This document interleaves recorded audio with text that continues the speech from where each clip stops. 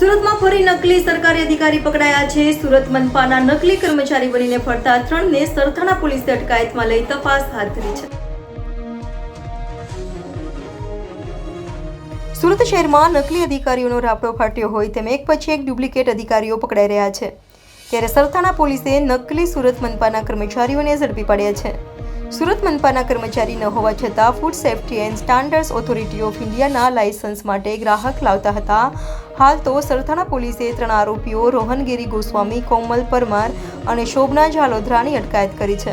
તો આરોપીઓ સરથાણા વિસ્તારમાં એસએમસીના કપડાં પહેરી લોકોને છેતરતા હતા। હાલ તો આરોપીઓ કેટલાક સમયથી લોકો સાથે અધિકારી બની છેતરપિંડી કરતા હતા તે અંગે પોલીસે તપાસ શરૂ કરી છે। ઝડપાયેલી ટોળકી દુકાનદારો પાસેથી 2780 રૂપિયા લઈ જઈ સ્થળ પર જ બોગસ લાયસન્સ આપતી હતી, તો લાયસન્સ અપાવવા ટોળકી ખાણીપીણીની દુકાનદારો પાસેથી 100 થી લઈ 2680 સુધી ચાર્જ વસૂલતી હતી।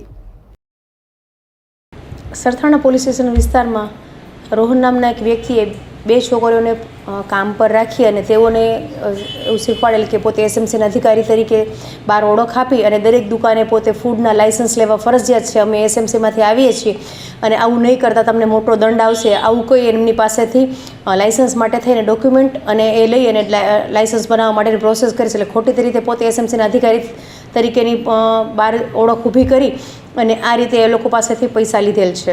કેટલા પૈસા લીધેલ? એ લોકો 2799 રૂપિયા લે છે। એમાં 100 રૂપિયાની પ્રોસેસ તો કરે છે, માત્ર ગ્રાહકો લાવવા માટે થઈ અને આ રીતે કૌભાંડ આચરેલું છે। રોહન વ્યવસાયી વકીલ છે, ઘણા સમયથી વકીલાત કરેલ નથી અને પણ એને અમુક ઘણા સમય પહેલાં વકીલાત છોડી દીધેલ છે। હાલ ના કોઈ ગુનાહિત ઇતિહાસ નથી ધરાવતો।